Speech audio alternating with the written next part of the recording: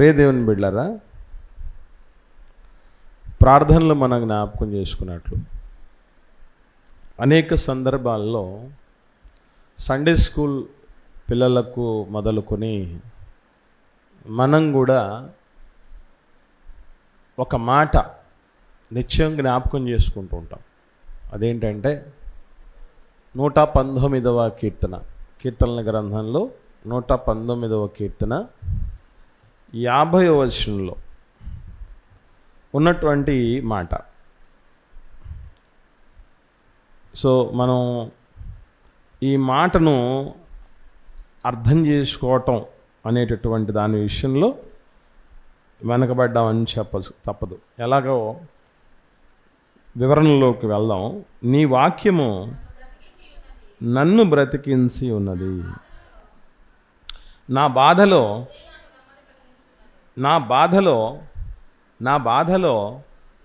అన్న తర్వాత ఉన్న మాట మనం చాలామంది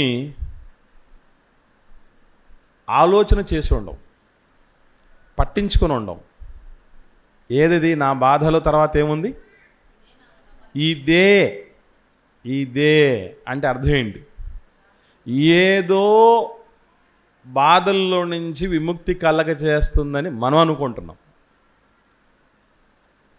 మనుషులకు బాధలు కలగటం సర్వసాధారణంగా జరిగే పని. నిపుర్రవలు పైకి ఎగసిపడినట్లు మనిషి బాధల కొరకే, శ్రమానుభవం కొరకే పుట్టుచున్నాడు అని జీవితాన్ని కాసి వడబోసిన అనేక మంది నీతిమంతులు గ్రహించి మనకు నేర్పించారు. డబ్బులున్నోళ్ళకైనా లేనోళ్ళకైనా, చదువులున్నోళ్ళకైనా లేనోళ్ళకైనా, పెళ్ళి అయినోళ్ళకైనా కానోళ్ళకైనా, రక్షించబడిన వాళ్ళకైనా రక్షణ లేని వాళ్ళకైనా, ఆడవాళ్ళకైనా మగవాళ్ళకైనా, ఎవ్వరికైనా సరే బాధలు మన తప్పిదాలతో కావచ్చు, ఎదుటివారి తప్పిదాలతో కావచ్చు, మన అపరిపక్వతతో కావచ్చు, ఎదుటివారి అపరిపక్వతతో కావచ్చు, మన అజ్ఞానంతో కావచ్చు, ఎదుటివారి అజ్ఞానంతో కావచ్చు, ఏ విధంగానైనా బాధలు కలుగుతాయి. బాధలు కలిగిన మనిషి ఎప్పుడూ కోరుకునేది ఒకటే, ఆ బాధల నుండి నెమ్మది రావాలి అని. అయితే నెమ్మది కొరకు మనిషి బాధ నుండి విముక్తి కొరకు రకరకాలైనటువంటి వాటిని ఆశ్రయించడం మనం చూస్తూ ఉంటాం. కొంతమంది బాధ కలిగినప్పుడు మందు తాగుతారు. అంటే వాళ్ళకి ఏమనిపిస్తుంది అనమాట? వాళ్ళకి రిలీఫ్ ఏంటి అని అనుకుంటారు? బాధల్లో ఇప్పుడు నీ వాక్యమే నన్ను బ్రతికించనని ఎలాగైతే కొంతమంది భక్తులు చెప్తున్నారో, మందు తాగాళ్ళు ఏమంటారంటే ఈ మధ్యమే నన్ను బ్రతికించను అని. అది తాగితే బాధలన్నీ పోతాయి అనే ఆలోచనలో కొందరు, వాటికి అడిక్ట్ అయినటువంటి వాళ్ళు కొంతమంది. ఈ మధ్యకాలం నేను ఒకటి చూసా. ఉద్యోగం వచ్చిందిరా అని మందు అవుతున్నారు, ఉద్యోగం పోయిందని మందు అవుతున్నారు. పెళ్ళి కుదిరిందని మందు తాగుతున్నారు, పెళ్ళి పెటాకలైందని మందు అవుతున్నారు. అంటే వీళ్ళకి ఏమర్థమైందనమాట? బాధలకి మాత్రమే కాదు, సంబరాలకు కూడా ఇదే కావాలి. ఒక ఇంట్లోకి మనిషి వస్తున్నారని మందు తాగుతున్నారు, ఒకటి చచ్చిపోయిన తర్వాత కూడా మందు తాగుతున్నారు. పార్టీ, మళ్ళీ మందు పార్టీ. బాధకు మందు పరిష్కారం అన్నటువంటి ఆలోచనలో కొందరు. ఇంకొందరు బాధ కలిగిందంటే ఈ బాధలన్నీ పోవాలంటే ఏం చేయాలంటే చేతి నిండా డబ్బులు ఉండాలి. బాధ పోవాలంటే అయిన వాళ్ళు ఉండాలి, బాధ పోవాలంటే బలగం ఉండాలి, బాధ పోవాలంటే అనుయాయులు ఉండాలి, బాధ పోవాలంటే అధికారం ఉండాలి. ఒకటి నేను సాధించుకోలేకపోతున్నాను, దాన్ని బట్టి నాకు బాధ కలుగుతుంది, ఇప్పుడు నేను అధికార బలంతో ఏం చేయొచ్చు, దీన్ని సాధించుకోవచ్చు అన్నటువంటి ఆలోచనలు చాలామంది చేస్తున్నారు. సో మనం గమనించాల్సిన విషయం ఏంటంటే, ఇలాంటి ఆప్షన్స్ సాటి మానవుడిగా పుట్టినటువంటి భక్తుడైనటువంటి వ్యక్తికి కూడా ఉండాలి. కానీ ఈయన ఏమంటున్నాడంటే, బాధలైతే కలుగుతున్నాయి కానీ నాకు వేరే ఆప్షన్ లేదు ఇక్కడ అన్నాడు. వేరే ఆప్షన్ లేదు, ఇదే అంటున్నాడంటే వేరొకటి లేదు అని అర్థం. ఇప్పుడు నేను అడుగుతున్నాను, బాగా ఆలోచన చేయండి.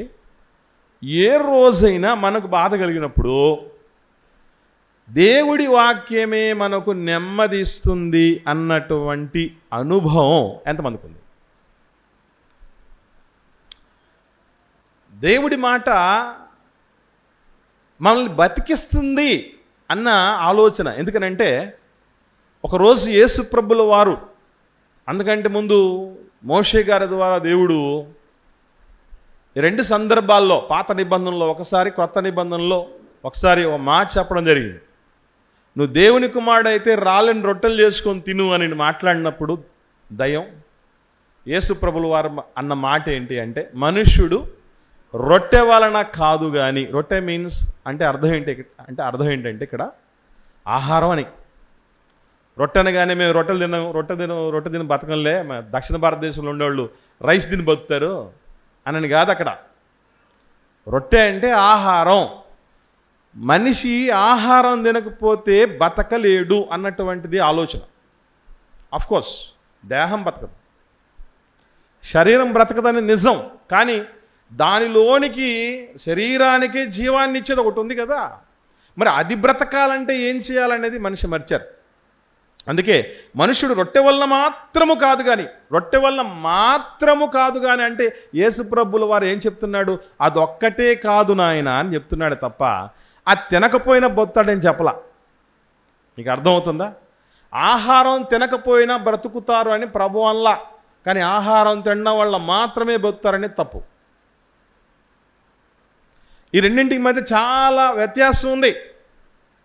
మనిషి బ్రతకాలి అంటే బ్రతికించేది దేవుడి వాక్యం అన్నటువంటి రీతిగా భక్తులు చెప్తున్నారు. ఇదే ఫీలింగ్ మనలో ఎంతమంది కలుగుతుంది? మనల్ని బ్రతికించేది డాక్టర్లు, మెడిసిన్లు అని రోగాలు వచ్చిన వాళ్ళు అనుకున్నారు కదా. తింటున్న ప్రతిసారి మనకు బలంనిచ్చేది, శక్తినిచ్చేది, ఆయుష్నిచ్చేది, ఆరోగ్యాన్ని ఇచ్చేది, అన్ని రకాలుగా మనకు సంపాదించుకునేటట్లు మనల్ని ముందుకు సాగింపచేసేది ఆహారం అని కొంతమంది అనుకుంటున్నారు. ఇలా రకరకాలుగా మనల్ని బ్రతికించేది ఫలానా అనుకుంటున్నారు. కానీ వాక్యం అని మనకి ఎంతమందికి మన వినికిడిలో, మన అనుభవంలో ఉంది? అసలు ఎలా దేవుడి వాక్యం బ్రతికించగలుగుతుంది, ఎలా దేవుడి వాక్యము నెమ్మదిస్తుంది బాధల్లో అని ఆలోచన చేయగలిగితే ఈరోజు ఒక చక్కటి పాఠం మనకు ఉదాహరణగా నిలుస్తుంది ఇందు కొరకు. అదే క్రైస్తవులు మేనరికపు వివాహాలు చేసుకుంటే పాపమా లేదా నరకమా అనే పాఠం. క్రైస్తవులు మేనరికపు వివాహాలు చేసుకుంటే పాపమా లేదా నరకమా అని. సర్వసాధారణంగా మనం అందరం, ఎస్పెషల్లీ భారతీయులు, అందున భారతీయులందరికీ గురించి పెద్దగా మనకు తెలియదు కానీ ఆంధ్రులు సెంటిమెంటల్ ఫూల్స్ అని చెప్తూ ఉంటారు చాలామంది. అంటే మనకు సెంటిమెంట్లు ఎక్కువ, ఉద్వేగాలు ఎక్కువ, అనుబంధాలు ఎక్కువ. ఇక్కడే కాకుండా చాలా దేశాల్లో, చాలా ప్రదేశాల్లో మేనరిక వివాహాలు ఇష్టపడి చేసుకుంటారు. అసలు మేనరిక వివాహాలు అంటే అర్థం ఏంటంటే, దేన్ని మేనరిక వివాహాలు అంటారనే దానికి మనకు స్పష్టత రావాలి. అదేంటంటే, మేనమామ లేదా మేనత్త పిల్లలను చేసుకున్నా, లేదా మేనమామనే చేసుకున్నా, తేడా ఉంది ఇక్కడ. మేనమామ లేదా మేనత్త పిల్లల్ని చేసుకున్నా, లేదా మేనమామనే మేనగోడలు చేసుకున్నా, ఈ రెండింటిని మేనరిక వివాహాలు అని అంటారు. దీనికి చాలామంది ఇష్టపడుతూ ఉంటారు. నాకు తెలిసి ఈ వాక్యం వింటున్న మీలల్లో కానీ, లేదా ఇక భవిష్యత్తులో కానీ ఎలాంటి పరిస్థితుల్లో పెళ్లి చేయాలి, చేసుకోవాలనే పరిస్థితుల్లో ఉంటారంటే, అటు మేనమామ కొడుకునో కూతురునో, లేదా మేనత్త కొడుకునో కూతురునో చేసుకోవాలనుకుంటూ ఉండొచ్చు, మేనమామని చేసుకోవాలనుకుండొచ్చు, మేన కోడల్ని చేసుకోవాలని అనుకొని ఉండొచ్చు. దీనికి రెండు రకాలైనటువంటి, రెండు పార్శ్వాలు, రెండు దిశల్లో కూడా పరిణామాలు ఉన్నాయి, ఫలితాలు ఉన్నాయి. రెండు దిశల్లో అంటే పాజిటివ్గాను నెగిటివ్గాను.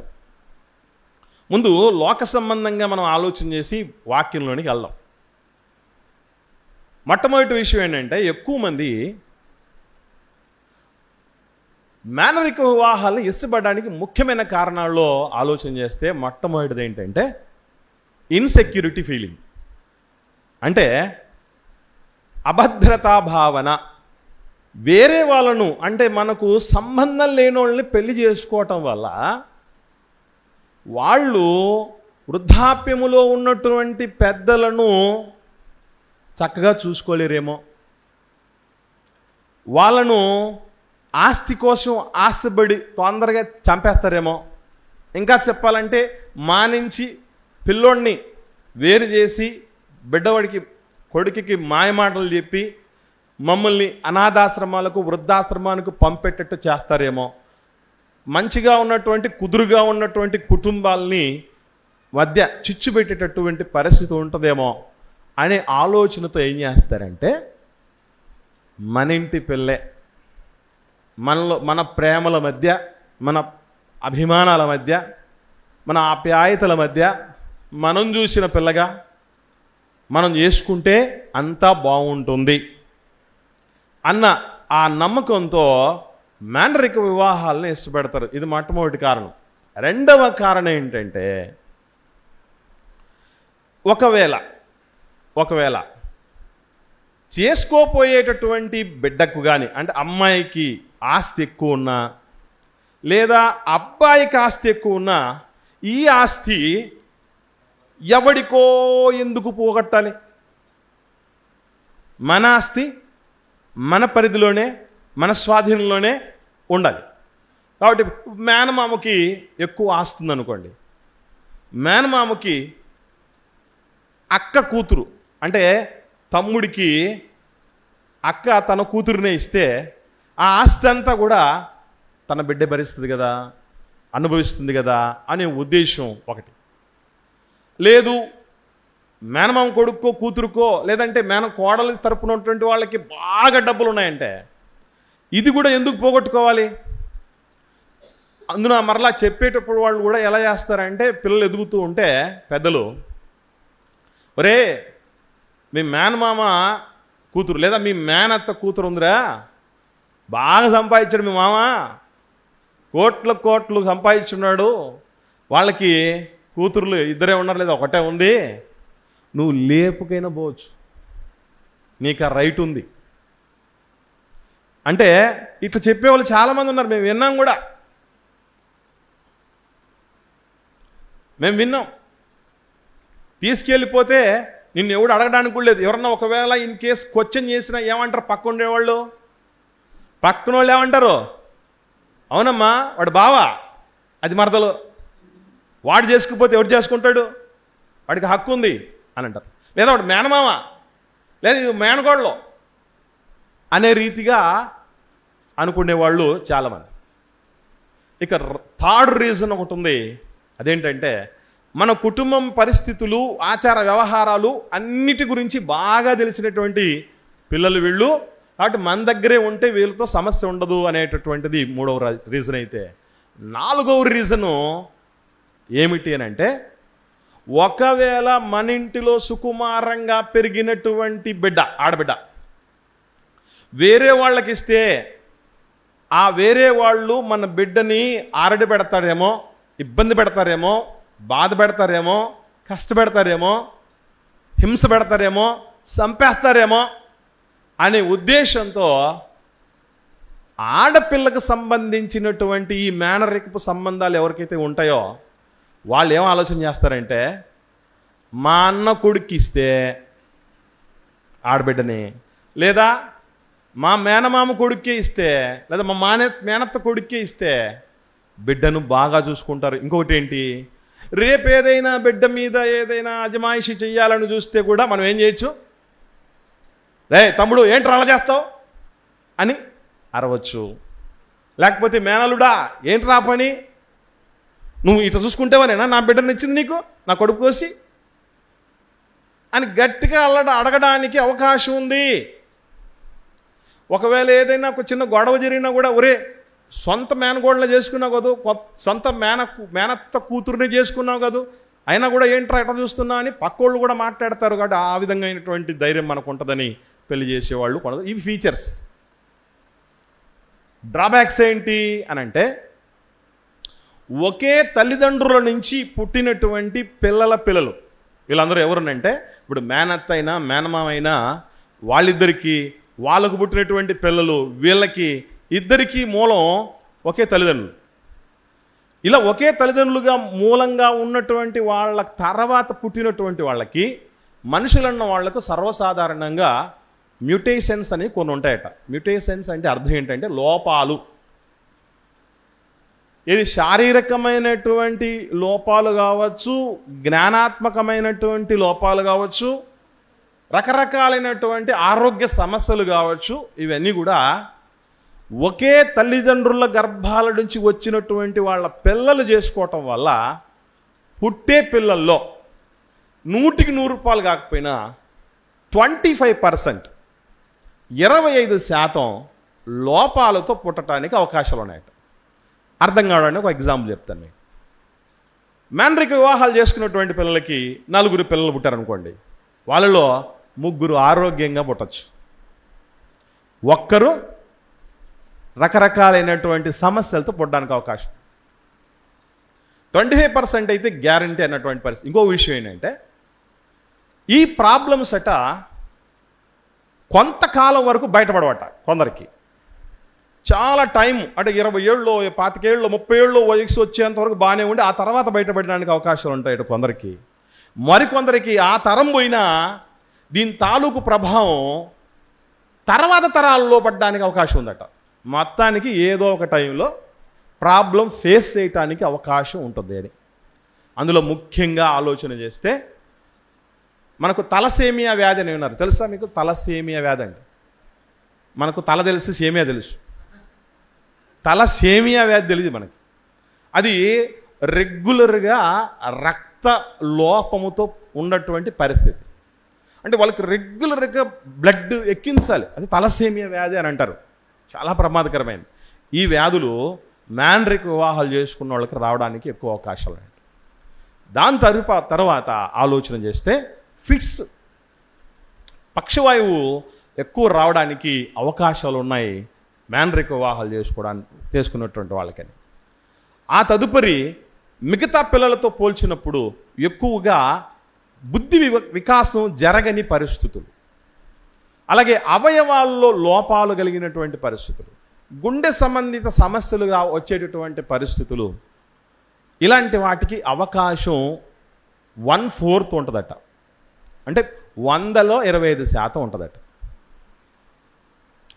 ఇవన్నీ చెప్పినప్పుడు నిజంగా మీకు గుర్తు రావాల్సిన విషయం ఏంటంటే, దీని విషయంలో ఎక్కువగా భయపడాల్సిన పని లేదు, కానీ మిమ్మల్ని భయపెట్టాలని కాదు. కానీ మ్యాన్రిక వివాహాలు చేసుకోకుండా ఉన్న వాళ్ళలో కూడా చాలామందిలో మనకు గుండెకు కన్నం పడినటువంటి సందర్భాలు ఉన్నాయి, అవయవ లోపాలతో పుట్టిన సందర్భాలు ఉన్నాయి, బుద్ధి వికాసం జరగని పరిస్థితుల్లో ఉన్నటువంటి అవకాశం ఉన్నాయి, తలసేమియా వ్యాధితో పుట్టినటువంటి వాళ్ళు ఉన్నారు. అసలు సంబంధమే లేదు, అసలు కులం కూడా కాదు, కులము కూడా కాకుండా పక్కన చేసుకున్నటువంటి వాళ్ళలో కూడా కనబడుతూ ఉన్నాయి.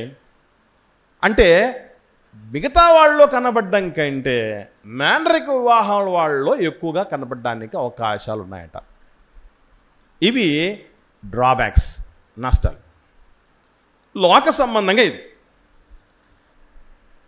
మరి బైబిల్ పరంగా మనం ఏం ఆలోచన చేయాలి? ఇది చాలా ముఖ్యమైనది. ఎందుకంటే క్రైస్తవులు అనగానే మనకు ఒక చట్టం ఉంటుంది, భారతీయులు అనగానే భారతదేశానికి ఒక రాజ్యాంగ చట్టం ఉన్నట్టు దాని ప్రకారమే మనం మూవ్ అవ్వాలి అన్నట్టు క్రైస్తవులకు సొంత చట్టాలు ఏమి ఉండకూడదు, మర్చిపోకండి. మన ఇంట్లో ఒక చట్టం, మన ఊర్లో ఒక చట్టం, ఈ రకరకాలుగా చేస్తూ ఉంటారు. మనకు సొంతంగా కొన్ని చట్టాలు ఉంటాయి. ఎందుకంటే నా రాజ్యం నా సొంతం, నా రాజ్యానికి నేనే రాజుని, నేనే మంత్రిని, నేనే బంటునా నేను అనుకునేటట్టుగా ఉంటారు. ఇవన్నీ క్రైస్తవంలో చెల్లుబాటు కావు. మీ ఇష్టం వచ్చినట్టు మీరు బతకడానికి మీకు రైట్ లేదు, నేను ఇష్టం వచ్చినట్టు నేను బతకడానికి రైట్ లేదు. దేవుడికి ఇష్టం వచ్చినట్లుగా, దేవుడు అనుకున్నట్టుగా బ్రతకటానికి కోసమే ఒప్పుకొని క్రైస్తవంలోనికి వచ్చాం. అది మర్చిపోకూడదు ఎవరు. కాబట్టి ఇక్కడ మనం గుర్తుపెట్టుకోవాల్సిన విషయం ఏంటంటే, 3 రకాలైనటువంటి యుగాలు ఉన్నాయి. బైబిల్ పరంగా 3 రకాలైన యుగాలు ఉన్నాయి. మొట్టమొదటి యుగం పితరుల యుగం, రెండవది ధర్మశాస్త్ర యుగం, మూడవది క్రైస్తవ యుగం లేదా క్రొత్త నిబంధన యుగం. ఈ 3 యుగాల్లోనూ కూడా వివాహాలు ఎలా జరిగాయి అనేది మనం ఆలోచన చేస్తూ ముందుకు సాగుదాం. మొట్టమొదటి పితరుల యుగం. ఈ పితరుల యుగంలో మోషే గారు ధర్మశాస్త్రం ఇచ్చేంత వరకు కూడా ఎలాంటి వివాహాలు జరుగుతూ ఉండేవి అంటే, ఒకే తల్లిదండ్రులకు పుట్టినటువంటి బిడ్డలను చేసుకోవటం అనేది జరిగింది. ఒక మాటలో చెప్పాలంటే మేనరిక వివాహాలు కూడా ప్రారంభమయ్యాయి. ఇప్పుడు కయీను గారు ఏం చేయడం జరిగింది, నోదు దేశమున కాపురం ఉండి వివాహం చేసుకొని పిల్లలు కన్నాడు అని ఉంది. ఇప్పుడు వివాహం చేసుకున్నాడంటే కయీను గారికి భార్య ఎవరి నుంచి వచ్చి ఉండాలి? 100%. ఎందుకంటే యావత్తు భూమి మీద కాపురం ఉండటకు ఒక్కని నుండి ప్రతి జాతి మనుషుల్ని దేవుడు పుట్టించాడట. అలాగే జీవము గల ప్రతి వానికి తల్లి ఎవరట? ఒక్కడి నుంచే, అంటే ఆదాము గారి నుంచే అందరూ వచ్చారని ఒక మాట. అలాగే జీవం కలిగిన ప్రతి వానికి తల్లి అని ఒక మాట. వీళ్ళిద్దరి నుంచే ఎవరు కయీను గారికి భార్య వచ్చి ఉండాలంటే, ఇప్పుడు ఈయనకు వాస్తవంగా అయితే ఏమై ఉండాలి? ఆమె కయీను గారికి అమ్మ నాన్నలు ఆదాము హవ్వలే, తర్వాత వాళ్ళ ఆవిడికి అమ్మ నాన్నలు ఆదాము హవ్వలే. ఎందుకంటే ఆదాము హవ్వలకు వాళ్ళకి సంబంధించి మనం ఎప్పుడు ఏమనుకుంటామంటే, వాళ్ళకు 3 పిల్లలు పుట్టారనుకుంటారు. ఎవరెవరు? కయీను, హేబెలు, తర్వాత షేతు అని. కాదు కాదు కాదు. ఏం జరిగింది వాళ్ళకు తర్వాత అంటే, ఒకసారి మనం చరిత్రలోనికి వెళ్దాం. ఆదికాండము 5వ అధ్యాయం. ఆదికాండము 5వ అధ్యాయంలో 4వ వచనం చూద్దాం. షేతును కనిన తర్వాత ఆదాము బ్రతికిన దినములు 800 ఏండ్లు. అతడు కుమారులను కుమార్తెలను కనెను. అంటే అర్థం ఏంటి? మనకు మెన్షన్ చేయబడిన పేర్లు మాత్రమే 3. వాళ్ళ గర్భాన పుట్టినటువంటి బిడ్డల్లో పేర్లు చెప్పయ్యా అంటే 3 పేర్లే ఉన్నాయి కనుక 3 కన్నారని అనుకోకండి. 3 పేర్లు ఏం కనపడతాయి మనకి? కయీను, హేబెలు, షేతు. ఈ 3 పేర్లే కనపడతాయి. ఈ 3 పేర్లు కనపడినంత మాత్రం చేత 3 పిల్లలు అనుకోకూడదు. తర్వాత ఏం జరిగిందట? షేతును కనిన తర్వాత కుమారులను కుమార్తెలను కన్నాడట. అంటే ఇప్పుడు కయీను గారు సాక్షాత్తు సేమ్ పేరెంట్స్ నుంచి వచ్చినటువంటి బిడ్డను పెళ్లి చేసుకున్నాడు. పితరుల యుగంలోని ఏ వివాహాలు జరిగాయి? మేనరిక వివాహాలు జరిగాయి అనేది మనకు అర్థమైంది. తర్వాత చూద్దాం. ఆదికాండం 20వ అధ్యాయం 11-12 వచనాలు చూడండి. ఆదికాండము 20వ అధ్యాయం 11-12 వచనాలు. అబ్రాహాము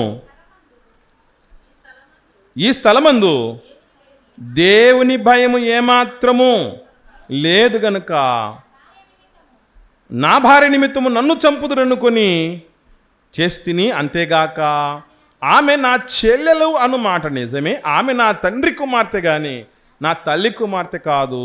అంటే ఇక్కడ ఏం చెప్తున్నాడు అబ్రహాం గారు?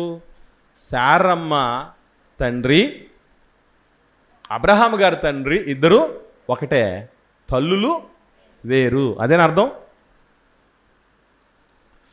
తల్లులు వేరయి తండ్రి ఒక్కడే ఉన్నటువంటి వాళ్ళు కూడా ఏం చేసుకోవడం జరిగింది? వివాహం చేసుకోవటం అనేది జరిగింది.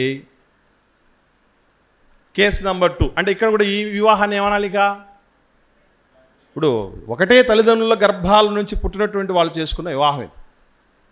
రక్త సంబంధుల మధ్య జరిగిన వివాహం. Note this point.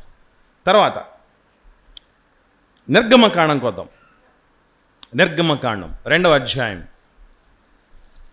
నిర్గమకాండం 2వ అధ్యాయం ప్రారంభం వచనం చూడండి. లేవి వంశస్థుడొకడు వెళ్ళి లేవి కుమార్తెల్ని పెళ్లి చేసుకున్నాడు. అంటే ఇద్దరి యొక్క పూర్వీకులు ఎవరట? ఒకటే గోత్రపు వాళ్ళు. అందున మరింత స్పష్టంగా దేవుడు చెప్పిన మాట ఏంటంటే, ఈ లేవి వంశస్థుడు ఒకడు అంటే ఎవరనుకుంటున్నారు ఇక్కడ? ఇలా ఇంక కిందికి వస్తే మోషే గారి జననం గురించి మాట్లాడతారు. అంటే మోషే గారి తల్లిదండ్రులు వీళ్ళు. మోషే గారి తల్లిదండ్రులు ఎవరు? అమ్రాము, యోకెబెదు గారులు. ఇంతకు వాళ్ళిద్దరికి ఏమవుతారో తెలుసా? వాళ్ళకు వాళ్ళు అమ్రాము గారు యోకెబెదు గారికి ఏమవుతారు, యోకెబెదు గారు అమ్రాము గారికి ఏమవుతారంటే 6వ అధ్యాయంకి వద్దాం. నిర్గమకాండం 20వ వచనం చూడండి. నిర్గమకాండం 6వ అధ్యాయం 20వ వచనం. అమ్రాము తన మేనత్త అయిన యోకెబెదును పెళ్లి చేసుకున్నాడు. మేనత్తను పెళ్లి చేసుకున్నాడు. అంటే ఇదేంటిది? క్లారిటీగా ఉంది. మేనరిక వివాహం. ఓకే, ఇలా మనం ఆలోచన చేస్తే ఇది పితరుల యుగాల్లో జరిగినటువంటి వివాహ తంతు. నంబర్ 1.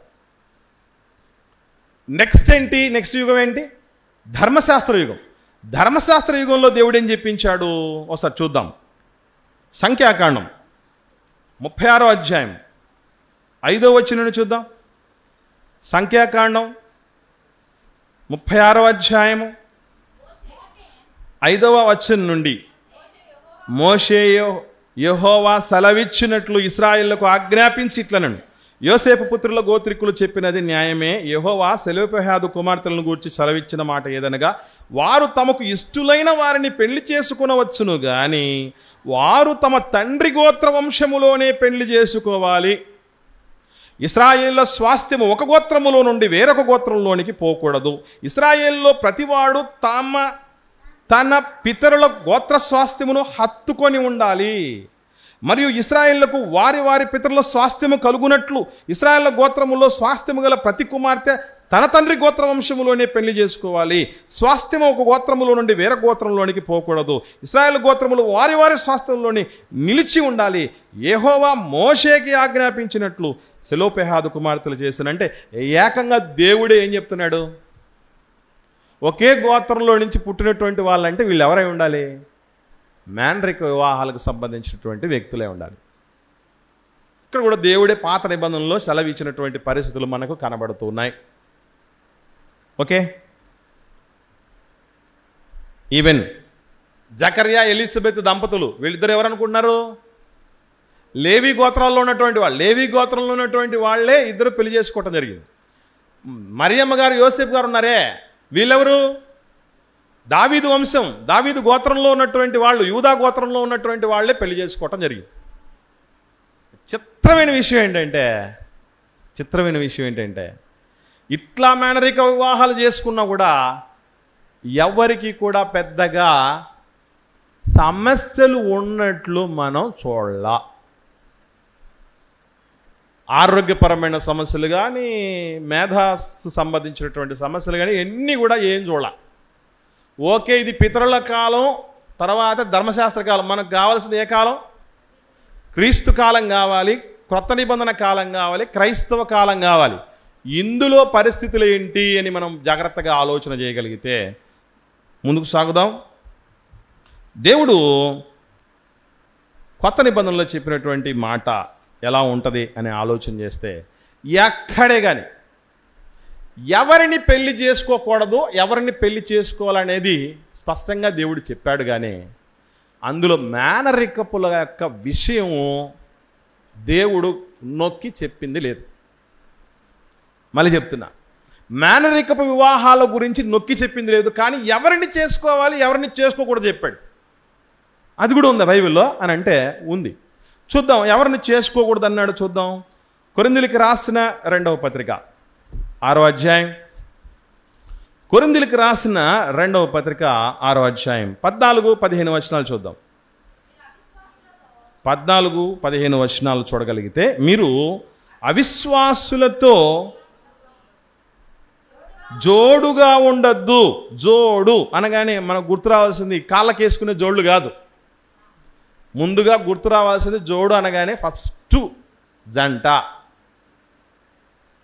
ఈడు జోడు అంటాం కదా. పెళ్లి చేసుకునేటటువంటి జంటల విషయంలో ముఖ్యంగా మనం ఇక్కడ మాట్లాడుతున్నటువంటి సందర్భం ఏంటంటే జంట కోసం, ప్లస్ రెండోది ముఖ్యమైనటువంటి విషయం ఏంటంటే సహవాసం కోసం మాట్లాడినటువంటి విషయం. ఇప్పుడు ఎక్కువగా అందరికంటే ఎక్కువ సహవాసంతో ఎవరెవరు ఉంటాం? వివాహమైన తర్వాత ఉన్నటువంటి వ్యక్తులే కదా ఎక్కువ సహవాసంలో ఉండేది. కాబట్టి అందరికంటే ఎక్కువ సహవాసంలో ఉండేది భార్యాభర్తలు కనుక ఇది వాళ్లకు సంబంధించి ఏమని చెప్తున్నాడంటే చదువుదాం. నీతికి దుర్నీతితో ఏమి సాంగత్యం? ఎక్కువ సాంగత్యం గడిపేది ఎవరెవరండి? అందరికంటే ముఖ్యంగానే ఆలోచన చేస్తే ఎక్కువగా అంటే భార్య భర్తలు కదా. నీతి దుర్నీతితో సాంగత్యాన్ని కోరకూడదు, అవిశ్వాసులతో జోడును కోరకూడదు, తర్వాత చీకటితో వెలుగు పొత్తు చేసుకోకూడదు. అంటే దేవుడు ఏం చెప్తున్నాడు? విశ్వాసి అవిశ్వాసిని పెళ్లి చేసుకోవద్దు. ఎవరైనా కూడా ఇప్పుడు చెప్పాలి, మేనత్త కొడుకైనా, మేనమామ కొడుకైనా, కూతురైనా, అట్లాగే మేనమామైనా లేదా మేన కోడలైనా అవిశ్వాసిని పెళ్లి చేసుకోవడం. దీనికి కాంప్రమైజ్ అవుతారు? అసలు చాలా కష్టం. మీరు పాటించకపోతే నాకేం నష్టం లేదు, నష్టం ఎవరికంటే పాటించని వాళ్ళకే. దేవుడు ఏ విషయాల్లో మీరు వివాహాలు కోరద్దు అన్నాడంటే, వాడు మంచోడా చెడ్డోడా చూడాల్సిన పని లేదు, మనోడే, మేనబాబు గదు, మేన కోడలు గదు, మేన మామ గదు, మేన మరదలు గదు అనే ఉద్దేశంతో దీని వెనక చాలా ఉంటాయి, కోరికలు, చాలా రకాలైనటువంటి ఆశలు, ఆశయాలు ఉండొచ్చు. కానీ వాళ్ళు అవిశ్వాసులైతే, వరుస కుదిరింది, ఉద్యోగస్తుడు చేసేయ్ అని కానీ, వరుస సెట్ అయింది, మంచి ఆస్తుంది చేసేయ్ అని కానీ, వరుస కుదిరింది, మంచి బ్యాక్గ్రౌండ్ ఉంది, మంచి పెట్టుబడులు ఉన్నాయి, మంచి అందం ఉంది, చందం ఉంది, ఈడుంది, జోడుంది అని అంటే ఇది కుదరని పని అని దేవుడు చెప్తున్నాడు. అంటే మేనరిక వివాహాలు ఎప్పుడు చేసుకోకూడదు అనమాట? ఇప్పుడు చెప్పండి, మేనరిక వివాహాలు ఎప్పుడు చేసుకోకూడదు? అవిశ్వాసులైతే మేనరికమైనా చేసుకోకూడదు, అవిశ్వాసులైతే మేనరికమైనా చేసుకోకూడదు. రేపు పెళ్ళిడికి వస్తున్న నా కూతుర్లు కూడా ఉన్నారు. నేను ఇన్ని మాటలు చెప్పి కొన్ని ఫీచర్స్ ఉన్నాయి మేనరికపు సంబంధాలకు అని నేను చేసుకున్నానంటే గుర్తుపెట్టుకోవాల్సిన విషయం ఒకటే, దేవుడి మాటను పాటించని వాడు ఫ్యామిలీ ప్యాక్ అంతా కూడా ఎక్కడికి పోతాడంటే నరకానికి పోతాడు. మేనరిక వివాహాలు చేసుకున్నోడు నరకానికి పోతాడు. ఎప్పుడు? అవిశ్వాసం చేసుకున్నప్పుడు. బైబిల్లో గుర్తుపెట్టుకోండి, దేవుడు చెప్పిన మాట ఏంటంటే, ఒకవేళ ఇక్కడ గుర్తుపెట్టుకోండి, మళ్ళీ మాట చెప్తాను, ఇక్కడ ఒక కండిషన్ మర్చిపోకండి. తెలియక చేసుకొని ఉంటే, తెలియక అవిశ్వాసం వల్ల చేసుకుంటేని గనక కనికరించబడి తినంటారు. ఇంతకు ముందు తెలియక చేసుకొని ఉంటే నో ప్రాబ్లం, నేను కూడా అవిశ్వాసనే చేసుకున్నా. తెలియనప్పుడు చేసుకున్నా, తెలిసిన తర్వాత కూడా ఇట్లాంటి పిచ్చి చేష్టలు చేస్తే ఇంకెవరు మనల్ని రక్షించలేరు, మర్చిపోకండి. ఇదివరకు ఎవరన్నా వివాహం చేసుకున్న వాళ్ళు తెలియక అవిశ్వాసం చేసుకున్నారు, ఏదో రెండు కారణాలను బట్టి అనుకుంటే క్షమాపణ కోరండి. ఇలాంటి తప్పిదం మా జీవితంలో, మా వినికిల్లో, మా పెద్దరికంలో ఇంకోసారి జరగకుండా చూసుకుంటామని దానికి తగ్గట్టుగా బతకాలి. ఇక తెలిసి చేసుకున్నారంటే మాత్రం ఇంక అయిపోయింది సంగతి, మర్చిపోకండి. ఎందుకనంటే దేవుడు చెప్తున్నటువంటి ఒక మాట చూద్దాం. కొరింథీయులకు రాసిన మొదటి పత్రిక 7వ అధ్యాయం 39వ వచనం. కొరింథీయులకు రాసిన మొదటి పత్రిక 7వ అధ్యాయం 39వ వచనం. భార్య తన భర్త బ్రతికి ఉన్నంత కాలం బద్ధురాలై ఉండును, భర్త మృతి పొందిన ఎడల ఆమెకి ఇష్టమైన వాడిని పెళ్లి చేసుకుంటూ స్వతంత్రాలై ఉండును గాని అన్నాడు. గుర్తుపెట్టుకోండి, ఇష్టమైన వాళ్ళని పెళ్లి చేసుకోవటానికి అవకాశం ఉంది అని చెప్పాడు. కాబట్టి అక్కడికి వాక్యాన్ని కట్ చేసుకుంటే దేవుడు పరలోకం పాలులో లేకుండా మనల్ని కట్ చేస్తాడు, మర్చిపోకండి. అందుకే కానీ ప్రభువునందు మాత్రమే పెళ్లి చేసుకోవాలి, ప్రభువునందు మాత్రమే పెళ్లి చేసుకోవాలి. అది ఇదివరకే భర్తో భార్యో ఉండి విధవరాళ్ళు లేదా విధవైనటువంటి పురుషుడికైనా స్త్రీకైనా ఫ్రెష్గా చేసుకునే వాళ్ళకైనా ప్రభువునందుండి పెళ్లి చేసుకోవాలి. పరిశుద్ధ వివాహం అంటే అవతల వాళ్ళు పరిశుద్ధులు కాకుండా జరిగితే అది పరిశుద్ధ వివాహం చెప్పండి. అందుకే చాలామంది దైవజనులు పెళ్లి కాకముందు బాప్తిసం ఒకరు లేకపోతే ఏం చెప్తారు ఆయన? బాప్తిసం తీసుకుంటేనే పెళ్లి చేస్తాను ఎందుకంటారంటే, బాప్తిసం తీసుకుంటే వాళ్ళు పరిశుద్ధులు అవుతారు, వాళ్ళ పాపాలు కడుగుబడతాయి. ఏదో మన ఆచారం అని కాదు, అక్కడ వాళ్ళకు ఒకవేళ తెలియకపోవచ్చు, వాస్తవం అది. కాబట్టి ఇది వరకు ఏవైనా అవిశ్వాసులైనటువంటి వాళ్ళు ఉంటే మనం వాళ్ళని వదిలకూడదని కూడా చెప్పాడు దేవుడు. ఏమండి? 13వ వచనం చదవండి. కొరింథీయులకు రాసిన మొదటి పత్రిక 7వ అధ్యాయం 13వ వచనంలో, ఏ స్త్రీకైనా 12 నుంచి చదువుతాం ఇంకా. ప్రభు కాదు, నేనే తక్కిన వార్త చెప్పినదేమనగా, ఏ సహోదరునికైనాను అవిశ్వాసరాలైన భార్య ఉండి, అంటే అవకాశం ఉందా? ఉండి అంటే ఆల్రెడీ పాస్ జరిగిపోయింది, తెలియక జరిగిపోయింది. అవిశ్వాసం చేసుకున్నాం. నేను చేసుకున్నాను ఒక అవిశ్వాసిని, ఒక సహోదరుడు చేసుకున్నాడు, లేదా ఒక సహోదరి విశ్వాసి అవిశ్వాసిని చేసుకోవటం జరిగింది. అట్లా ఉంటే ఉన్నా కూడా ఇప్పుడు నేను అవిశ్వాసం చేసుకున్నాను కనుక నీకు నేను పెళ్లి చేసుకుని నిన్ను కాపురం చేయనిపో, నీకు విడాకలే అనడానికి లేదట. ఎందుకంటే ఇది వరకే జరిగింది కనుక, జరిగిన దాని విషయంలో మనకు ముందు తెలియదు కనుక దేవుడు ఎక్స్క్యూజ్ చేస్తున్నాడు. తెలిసిన తర్వాత కూడా చేస్తే మాత్రం మనల్ని ఎక్స్క్యూజ్ చేయడు. ఇట్లాంటి ఏమైనా ఆలోచనలు ఉంటే మావాడే, మా పిల్లే బాగా చూసుకుంటాడు, బాగా చూసుకుంటుంది, ఉద్యోగాలు ఉన్నాయి, సద్యోగాలు ఉన్నాయి, మంచి ఫ్యామిలీ బ్యాక్గ్రౌండ్ ఉంది, స్థలాలు ఉన్నాయి, పొలాలు ఉన్నాయి, నగ నట్రా పొలం పుట్రా ఉంది అనుకుంటే భూమి మీద బాగా బతకచ్చు, భూమి మీద ఇబ్బంది లేకుండా బతకచ్చేమో. కానీ దేవుడి ముందు నిలబడే రోజు వస్తుంది. అప్పుడు మనం ఎందుకనంటే గుర్తుపెట్టుకోండి, ఇప్పటి కాలంలో విశ్వాసులే తను చేస్తున్నారు. ఇది ప్రభు నమ్ముకుని ఇద్దరే కుదురుగా ఉండలేకపోతున్నారు. అప్పుడప్పుడు అభిప్రాయ భేదాలతో, ఇరుకులతో, ఇబ్బందులతో. అంతవరకు నేను అడిగి ఎందుకండి మీరే చెప్పండి. ఇందులో విశ్వాసులైనటువంటి భార్యాభర్తలు ఒకసారి చేతులు ఎత్తండి. నేను విశ్వాసనే, మా ఆవిడ విశ్వాసం అన్న వాళ్ళు ఎంతమంది చేతులు ఎత్తండి ఒకసారి. ఏమయ్యా మీరు కాదా? రైట్. ఉన్నటువంటి పురుషులందరూ, పెళ్ళైనటువంటి వాళ్ళందరూ కూడా విశ్వాసులు అంటున్న పరిస్థితి కదా. నేను అడుగుతున్నా, మీరు చెప్పండి, మీరందరూ కుదురుగానే ఉన్నారా? మనం అందరం కుదురుగానే ఉన్నామా? ప్రసాద్ గారు ఉన్నామా? ఏ ప్రాబ్లం లేకుండా ఉన్నామా? అంటే దర్బారు పెట్టాలే కానీ దేవుడైనా పరారవుతాడు దర్బారులో, సమస్యల దర్బారు పెడితే. కాబట్టి ఉన్నోళ్లే ఇబ్బందికరమైన పరిస్థితుల్లో ఉంటే, అసలు పూర్తిగా సంబంధం లేని, నిరీక్షణ లేనటువంటి వాళ్ళు, నిజదేవుడు ఎరిగినటువంటి వాళ్ళు ఏవో కొన్ని ఫీచర్స్ని బట్టి చేసుకుంటే పొరపాటు. ఆ కారణాన్ని బట్టి, అవిశ్వాసి అన్న కారణాన్ని బట్టి, అవిశ్వాసురాలన్న కారణాన్ని బట్టి తృణీకరించాలి. అప్పుడు మేనరిక వివాహం ఏమవుతుంది? పాపమవుతుంది. ఓకేనా? మేనరిక వివాహం అనేది తప్పు ఎప్పుడు కాదు, ఎప్పుడు కాదు. విశ్వాసులైతే, ప్రభునందు ఉంటే బంగారంగా చేసుకోండి.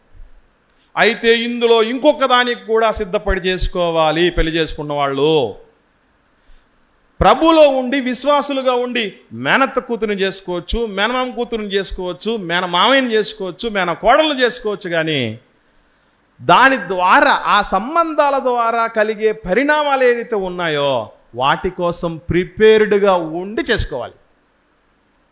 అంటే ఏంటి అర్థం? ఒకవేళ కలిగే పిల్లలలో ఏ ప్రాబ్లమ్స్ వచ్చినా మేము ఫేస్ చేసుకోవడానికి, దాన్ని బట్టి కూడా మేము దేవుళ్ళో ఎదగటానికి, బలంగా ఉండటానికి మేము సిద్ధం. అలాగని మీరు ప్రార్థన చేసుకోవడం తప్పు కాదు. అంటే నాయన మా పరిస్థితులు అన్నీ, ఎందుకంటే ఇక్కడ గుర్తుపెట్టుకోండి, ఏదో సైన్స్ చెప్తోంది చేసుకోవద్దని కాదు. సైన్స్కి ఎట్లా తెలిసింది? సైన్స్కు ఎట్లా తెలిసింది? దేవుడు ఆల్రెడీ ఆ సిస్టమ్ పెట్టిందన్నే బట్టే కదా. దేవుడు నిజంగా ఇట్లాంటి సిస్టమ్ పెట్టడానికి ముఖ్యమైన కారణం ఏంటి తెలుసా అండి? ఈ కారణాన్ని బట్టి అయినా మీ మధ్య ఉన్న అంతరాలను, పరిమితులను పోగొట్టుకోండి రాని. క్రీస్తు యేసులోనికి బాప్తిసం పొందిన మీరందరూ ఏకమై ఉన్నారు. ఇందులో యూదుడని లేదు, గ్రీసు దేశస్తులు లేదు, మాలోడని లేదు, మాదిగోడని లేదు అని అర్థం. చిత్రమైన విషయం ఏంటంటే, ఇక్కడ ఒకే కులంలోనే ఉన్న ఉపకులాల్లో కూడా పెళ్లి చేసుకోకుండా ఉన్న దుర్మార్గులు ఉన్నారు చాలామంది. మళ్ళీ చెప్తున్నా, నీ దేవుడు ఉన్నాడే, మన ప్రభు ఉన్నాడే అని ఎవరు? రెడ్డి భూములుడా? చెప్పండి. మురికినట్టాడా, పాకినట్టాడా? ఎవడండి? ఎవరైనా దుర్మార్గమైనటువంటి పరిస్థితుల్లో ఉన్నారంటే ఏం ఎక్కింది అని అర్థమవుతుంది. చెప్పండి. ఇంత పరిస్థితుల్లో ఉన్న విషం ఎక్కించుకున్నారు, రేపు మీ పిల్లలకి ఏం చేయిస్తారు చెప్పండి? మీకు ధైర్యం ఉందా? నేను అడుగుతున్నా, మీరు ఇప్పుడు చెప్పండి. మా పిల్లలకు, మాకంటే ఇప్పుడు జరిగిపోయింది పొరపాటు, మా పిల్లలకు కులం అనేటటువంటి కంపు, ఆ పెంటే లేకుండా తెలియకుండా పెంచుతాం. అలాంటి వాళ్ళకి పెళ్లి చేస్తాం. మా కులపోలే అనేటువంటి ఆ యావ ఉండదు, లేదా వేరే కులం వాళ్ళు అన్నటువంటి ద్వేషం ఉండదు అన్నవాళ్ళు ఎంతమంది ధైర్యంగా చేతులు ఎత్తండి ఒకసారి, నేను నోట్ చేసుకుంటా. ఎవరు లేరు అంటే ఇప్పుడు ఏమైనారు? ఓహో, ఇప్పుడెత్తండి. మరి పిల్లలకు చాలామంది చాలా చోట్ల మేము తిరుగుతున్నా పెళ్లి సంబంధం చూడండి అని మాకెవరు చెప్పరు అంత ధైర్యంగా. ఎందుకో తెలుసా? పెళ్లి సంబంధం చూడండి అని ఎందుకు చెప్పరంటే, ఇప్పుడు మన దగ్గరే ఉంటారు, మన సంఘంలో ఉంటారు, బాప్తిసం తీసుకుంటారు, సభ్యులుగా ఉంటారు, అయినను ఎవడికి చెప్పినను వాడికి చెప్పకూడదు అనుకుంటూ ఉంటారు. ఎందుకనంటే మొట్టమొదటి విషయం నేను చెప్పేది ఏంటంటే, నేను కులం చూడంట అనగానే నేను నీతో సంబంధం చూడమని నేను అన్ను అంటారు మనవాళ్ళు. కులం చూడము అనగానే మేము నిన్ను అసలే చూడమేక అన్నటువంటి ఆలోచనలో ఉంటారు. ఎంత ఘోరమైన స్థితిలో ఉన్నామండి మనం. అసలు దేవుడు చెప్పిన మాట అసలు నిజంగా మాటలతో చెప్తే కొందరు ఎండరు. అందుకే దేవుడు ఏం చేస్తున్నాడంటే, ఆ 25% ప్రాబ్లం అయినా, ఆ 1/4 ప్రాబ్లం అయినా పెట్టినప్పుడైనా భయపడి, ఎందుకంటే నేను చాలామంది చూసాం, ఆ పిల్లలు ఒకే కొడుకు పుట్టాడండి, కోటీశ్వర్లు అండి వాళ్ళు, కోటీశ్వర్లు, కోట్లకు పడగలెత్తినటువంటి ఎకరాలకు ఎకరాలకు ఊర్లకు ఊర్లు స్థలాలు ఉన్నాయి, పొలాలు ఉన్నాయి, ఎంత ఆస్తుందో. కానీ మ్యాన్రిక్ వివాహాలు చేసుకున్నాడు, జరిగింది. కొడుకు పుట్టాడు. వాడు పుట్టిన తర్వాత చాలా ప్రాబ్లమ్స్తో వాడు సఫర్ అవుతున్నాడు. వాడిని బట్టి ఎంత ప్రాబ్లం ఫేస్ చేస్తాం. ఈ ప్రపంచంలో మనం అప్పుడప్పుడే మన పిల్లలకు బాగలేకపోతేనే తట్టుకోలేక విలవిలాడి చేస్తాం. బాగలేదే బాగలేదే బాగలేదే, ఎంత బలవంతులైనా సరే కరిగి నీరైనటువంటి పరిస్థితి. అట్లాంటిది కళ్ళ ముందు మన బిడ్డే ఆ అనారోగ్య సమస్యలతో సఫర్ అవుతూ ఉంటే ఎంత బాధపడుతుంది, ఎంత పెయిన్ పడుతున్నాడో పడుతుందో అని ఆ బాధ ఉంది చూసారా, చాలా భయంకరంగా ఉంటుంది. ఇట్లాంటివి దేవుడే పెట్టడం వెనక కారణం ఏంటంటే, ఒరే ఈ కారణం చేతనైనా పక్కోళ్ళను కలుపుకోరా అని. నీకు అర్థమైందా? వేరే వాళ్ళను కూడా నువ్వు చూడు, వాళ్ళు కూడా నీ వాళ్ళే అని. అందుకే చెప్తున్నా, సంస్కరణ, బ్రతకటం, బ్రతికించే లక్షణం మనకు దేవుడిస్తాడు. ఎట్లా బతికిస్తాడని నేనంటే, సంకుచిత భావాలు లేకుండా బతికిస్తాడు. మన పరిధులు ఎంత పరిధులతో బతుకుతున్నామనంటే, సహవాసం చేయాలన్నా ఎవరు వీడు, మన కులమా కాదా అని చూసే దౌర్భాగ్య పరిస్థితులు. ఈవెన్ సంఘాలు కూడా కులాలను బట్టి విడిపోయినటువంటి పరిస్థితులు మనం ఈరోజు చూస్తున్నాం. ఏ కులాల వాళ్ళ కోసం మన ప్రభు వచ్చాడు, ఏ మతాల వాళ్ళ కోసం, ఏ ప్రాంతాల వాళ్ళ కోసం ఆయన రక్తం గార్చాడు. ఎందుకు ఈ జాడ్యాలు మనకి? ఎందుకు ఈ జాడ్యాలు? అందుకే నేను ఎప్పుడు చెప్తూ ఉంటా, ఏమనంటే, కుక్క బుద్ధి మొక్క దగ్గర, క్రైస్తవుని బుద్ధి కులం దగ్గర బయటపడదట. ఈ కులం నేను కూడా అప్పుడప్పుడు మాట్లాడేటప్పుడు అడిగిది కొంత పెద్దోళ్ళతో, ముఖ్యంగా చిన్నోళ్ళు కాదు పెద్దోళ్ళతో మాట్లాడేటప్పుడు కూడా, అయినా కూడా సర్లే కానీ మంది ఏ కులం అన్నట్టు, నువ్వు చేసుకున్నావా పిల్లని, ఆ పిల్ల మనోళ్ళ పిల్లినా? ఎంత పరిస్థితి అంటే దౌర్భాగ్యం ఇది. అది మీలలో ఉంటే పోగొట్టండి, మానేయండి. కులం మలం కంటే ప్రమాదం. దాన్ని విసర్జించాలనుకుంటాడు తప్ప ఎవడైనా నెత్తిన పెట్టుకోడు. దానిలోంచి బయటపడండి. ప్రభువు మనలో ఉన్నటువంటి దోషాల నుండి, దుష్టత్వాల నుంచి, మనలో ఉన్నటువంటి చిన్న చిన్న సంకుచిత భావాల నుంచి బయటపడేసేటువంటి రీతిగా బతికించడానికి సిద్ధపడి మనకి రక్షణ భాగ్యం ఇచ్చాడు. కానీ ఇప్పటికీ మనం ఈ గోళ్ళ కట్టుకొని ఉంటే ఏం ప్రయోజనం చెప్పండి? ప్రయోజనం ఏమైనా ఉందా? కాబట్టి గుర్తుంచుకోవాల్సిన విషయం ఒకటే ప్రియులరా, దేవుడు ఇటువంటి లోపాలైనా ఎందుకు పెడుతున్నాడు అని అంటే, మా కులం, మా రక్త సంబంధం, మాది ఇక్కడిక్కడే కొట్టుకు సావాలి, మేము ఇక్కడే ఉండిపోవాలి, ఇక్కడి నుంచి బయటికి పొరపాటు కూడా వెళ్ళకూడదు అనుకుంటున్న వాళ్ళకే అయితే దీనికి ప్రిపేర్ అవ్వు దీనికోసం అని దేవుడిచ్చింది. కాబట్టి నేను పుట్టినటువంటి పిల్లల్లో ఎటువంటి ప్రాబ్లమ్స్ ఉన్నా పర్వాలేదు, తప్పడం లేదు, అయినా కూడా దేవా నేను ప్రార్థన చేసుకుంటున్నాను, నాకు ఒకవేళ ఎటువంటి ప్రాబ్లమ్స్ ఉన్న పిల్లలు కలిగినా కూడా నిన్ను నేను తప్పబట్టను, నా విశ్వాస జీవితాల్లో నేను వెనకాడను. ఎంతమందిని చూసామో దేవుణ్ణి అనుకునే వాళ్ళు, ప్రాబ్లం ఉన్న పిల్లల్ని బట్టి, సమస్యలతో ఉన్న పిల్లల్ని బట్టి చర్చికి రానటువంటి వాళ్ళు ఉన్నారు, దేవుళ్ళు ఎదగని వాళ్ళు ఉన్నారు, మనస్ఫూర్తిగా ప్రార్థన చేయని వాళ్ళు ఉన్నారు, బైబిల్ చదవని వాళ్ళు ఉన్నారు, భక్తిలో ఎదగని వాళ్ళు ఉన్నారు. ఈ ప్రాబ్లమ్స్ ఏమి రాకుండా నేను కృతనిశ్చయంతో, నేను దృఢ విశ్వాసంతో ఉండగలను అనుకున్నావా? చేసుకో, విశ్వాసినే చేసుకో. మన కులపోడే, మన రక్త సంబంధికులే అయినా కూడా ఒకవేళ ప్రాబ్లమ్స్ వస్తాయని దానికైనా నేను సిద్ధం అనుకుంటే మాత్రం పెళ్లి చేసుకోండి, తప్పులేదు. కానీ దేనివల్ల విశ్వాసులుగా ఉన్నటువంటి వాళ్ళలోనే మేనరిక వివాహాలు చేసుకోవటం వల్ల అది పాపం కాదు, నరకానికి ఎవడు పోడు. తేడా అర్థమైందా మీకు? మీరు సరిగ్గా వినడం లేదని నాకు అర్థమవుతుంది. ఎందుకంటే ఈ మాట చెప్పగానే ఇదిటిది అనుకుంటున్నారు. ఇంతకుముందేమో నరకానికి పోతారన్నాడు, ఇప్పుడేమో పోడు అంటున్నాడు. ఏం చెప్పాము? అవిశ్వాసులైనటువంటి వాళ్ళల్లో రక్త సంబంధికులు చేసుకుంటే అది పాపమే, అది నరకమే. మళ్ళీ కొంతమంది డైలాగులు చెప్తారు. నేను ఒకప్పుడు చెప్పా ఈ డైలాగు.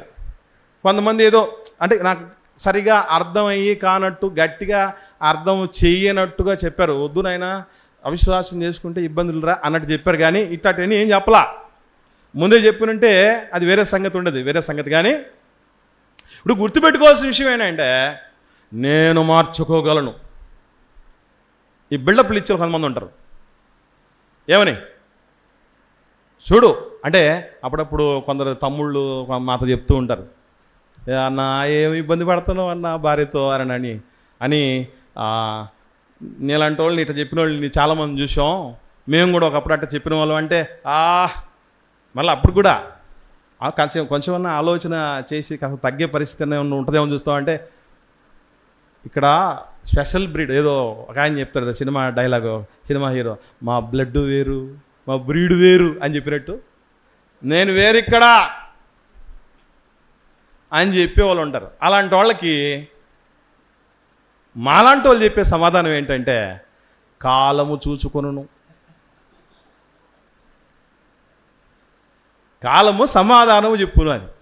కాబట్టి ఇట్లాంటి ఓవర్ కాన్ఫిడెన్స్లు కలిగి ఎవరు పొరపాటున ఇట్లాంటి పనులు చేయకండి. అంటే ఎట్లాంటి పని? అవిశ్వాసులతో వియ్యమందే పని. వియ్యాల వారి కయ్యాలంటారే, నిజంగా కయ్యమే కాదు, పోడ్చల్ వెళ్ళినంత పెద్ద గొయ్యికి కూడా పోయినట్టే. జాగ్రత్త వహించండి. దేవుడు ఒకటి వద్దురా అని అన్నాడంటే మనకు అది చేత కాదు అని. ఊరిక ప్రభా నీకేం తెలుసు, నా తడక చూడు అన్నావంటే ఇంక అయిపోయింది సంగతి. ఓకేనా? కాబట్టి ఎవరు ఏ వివాహాలు చేసుకుంటే నరకానికి పోరంటే, విశ్వాసులయ్యుండి ఒకటే కులంలో ఉన్న, ఒకటే రక్త సంబంధికులైనా, మేన మావైనా, మేన బావైనా, లేదంటే మేన సంబంధాలు, మేనరికపు సంబంధాల్లో ఏదున్నా కూడా ఒకే తల్లిదండ్రులు పుట్టినటువంటి వాళ్ళైనా విశ్వాసంలో చేసుకుంటే అది పాపం కాదు, నరకానికి పోరు. అయితే దేనికి ప్రిపేర్ అయి చేసుకోవాలి? ఎటువంటి పరిణామాలు వచ్చినా,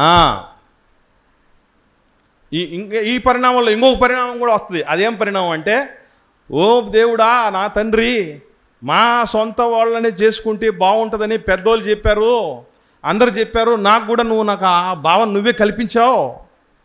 ఇప్పుడు చూస్తే ఇది మేకై కూర్చుంది, మేనగోళ్ళని చేసుకుంటే తల మీద తాండవం చేస్తుంది, లేదా మరదలను చేసుకుంటే అస్సలు మాట వినట్లేదు, మాట ఎత్తితే వాళ్ళ అమ్మకు ఫోన్ చేస్తుంది, అస్సలు దగ్గర సంబంధం చేసుకుంటే పొరపాటు అయిపోయింది ప్రభువా, అదొకటి నువ్వే నాకు ఈ ఆలోచన కలగజేశావు కాబట్టి నా మీద ఎంత కసి పెట్టుకున్నావయ్యా. ఎవరు అన్నాడు ఒకడు, ఒక మనిషి మీద కసి తీర్చుకోవాలంటే ఏం చేయాలంటే వాళ్ళకి పెళ్లి చేసి చాలంట. మనిషి మీద కసి తీసుకోవాలంటే పెళ్లి చేసి చాలంట. ఇట్లా తయారైపోయాయి. ఎందుకు కారణాలు ఏంటంటే గుర్తుపెట్టుకోండి, ఈ బాధ ఏదైతే ఉందో మేనరిక వివాహాలకు సంబంధించి ఎందుకు చేసుకున్నాము అన్న బాధ, చేసుకోవాలా చేసుకోకూడదా అన్న బాధ, మా అన్న కొడుకుని చేసుకోవాలా వద్దా, మా అన్న కూతుర్ని చేసుకోవాలా వద్దా, లేదంటే నా తమ్ముడికి నా కూతుర్ని ఇవ్వాలా వద్దా అని ఈ రకరకాలైనటువంటి సందిగ్ధాలకు దేవుడు ఆ బాధలకు విముక్తి కలగజేస్తూ, నాయన ఇటువంటి పరిస్థితుల్లో ఉన్నటువంటి వాళ్ళనే చేసుకో, ఇలాంటి పరిస్థితులు ఉంటే చేసుకోకు అన్న స్పష్టత దేవుడు ఎప్పుడు ఇస్తాడో అప్పుడు మనకు నెమ్మది వస్తుంది. అంటే ఒక సంబంధం, గుర్తుపెట్టుకోవాల్సిన విషయం, ఇది చిన్నదేం కాదు, మర్చిపోకండి. ఒక సంబంధం మన జీవితాల్లో కలుపుకుంటున్నాం అంటే అర్థం ఏంటో తెలుసా? భూమి మీద ఉన్నంత వరకు ఉండే బంధం అదే, భూమి మీద బ్రతికినంత కాలం ఉండే బంధం అది. అప్పుడుతో పోయేదేం కాదు, అక్కడితో మొదలవుతుంది అంతే. అప్పుడుతో మొదలై అలాగే కంటిన్యూ అవుద్ది. అటువంటి గొప్ప బంధాల విషయంలో నువ్వు నేను మదన పడకుండా, బాధపడకుండా, పునరాలోచన చేసుకోకుండా, దేవుని అనవసరంగా దూషించకుండా, తప్పుపట్టకుండా, భక్తిలో సన్నగిల్లిపోకుండా, బలహీన పడిపోకుండా, దుఃఖంలో మునిగిపోకుండా ఉండాలి అంటే దేవుడిచ్చిన నెమ్మదికరమైనటువంటి వాక్యాన్ని అలా ఫాలో అయిపోతూ పోవడమే. 10th క్లాస్ చదివే వాళ్ళు అందరూ టెన్షన్ పడరు. ఎవరు టెన్షన్ లేకుండా రెడీ, ఎప్పుడెప్పుడు ఎగ్జామ్ జరుగుతుందా అని ఎదురు చూస్తున్నా, ఇంకా రాదేంటి అని ఎప్పుడు ఎదురు చూస్తారు తెలుసా? అన్నీ పర్ఫెక్ట్గా తెలిసిన వాళ్ళు బాధలు పడరు, టెన్షన్లు పడరు, ఇరుకు పడరు, ఇబ్బంది పడరు, ప్రశాంతంగా ఉంటారు. కాబట్టి అన్నీ తెలిసేటట్టు దేవుడు చేయటం ద్వారానే మనకు నెమ్మదిస్తాడు. బాధల్లో పడకుండా ఒకవేళ పడినా ఎట్లా బయటపడాలో నేర్పిస్తాడు. అది వాక్యం బ్రతికించటం అంటే. ఈ తరము నుంచి ఈ భూమి నిలిచినంత కాలం మన ద్వారా, మన రక్త సంబంధికులుగా, మన ప్రతినిధులుగా దేవుడి కోసం నిలిచేటటువంటి తరాలు ఎటువంటి తరాలై ఉండాలో దేవుడు నేర్పిస్తూ వస్తున్నాడు. గత కాలంలో మనము కానీ మన ముందటి తరం వాళ్ళు కానీ చేసిన పొరపాట్లు దయచేసి ఎవరు చేయకండి. కులాన్ని చూసుకోనో, లేకపోతే రక్త సంబంధాన్ని చూసుకోనో, డబ్బును చూసుకోనో, హోదాను చూసుకోనో, బలగాన్ని చూసుకోనో, ఉద్యోగాన్ని చూసుకోనో అవిశ్వాసులకు ఇచ్చి పెళ్లి చేయకండి. పిల్లల్ని అవిశ్వాసురాల్ని తెచ్చుకోకండి. అలాగని దేవుడు లోకమును ఎంతో ప్రేమించెను అన్నాడు కదా, మరి వాళ్ళని చేసుకోవద్దంటారేంటి అనే మాట ఎవడన్నా చెప్పారనుకోండి, అప్పుడు ఏం చేస్తారంటే గుర్తుపెట్టుకోండి, లోకాన్ని ప్రేమించింది ఆ కలంకాన్ని ఆయన అంటించుకోవటానికి కాదు, దేవుడు కలంకాన్ని కడిగి మరి తన సొంతం చేసుకోవటానికి. కాబట్టి కడిగిన పని మంది కాదు, మర్చిపోకండి. మనం కడగలేం, దేవుడు కడిగిన వాళ్ళని మనం స్వీకరించాలి. అర్థమవుతుందా తేడా? ఇది దేవుడి వాక్యం మనల్ని బ్రతికించటం అంటే, బాధల్లో నెమ్మదిని ఇవ్వటం అంటే, మేనరిక వివాహాలు చేసుకోవచ్చా చేసుకోకూడదా అనే దానికి కండిషన్స్ అప్లై. అవేంటో జాగ్రత్తగా జీవితాంతం మనం గుర్తుంచుకొని పాటిస్తే మంచి జీవితం, మంచి వారసత్వం మన సొంతం అవుతుంది. మనము మన కుటుంబాలతో తరతరాలుగా దేవుడి సన్నిధిలో ఇహపరాల్లో మనం సాఫల్యం పొందేట్టుగా ఉండగలం. ప్రార్థన చేద్దాం.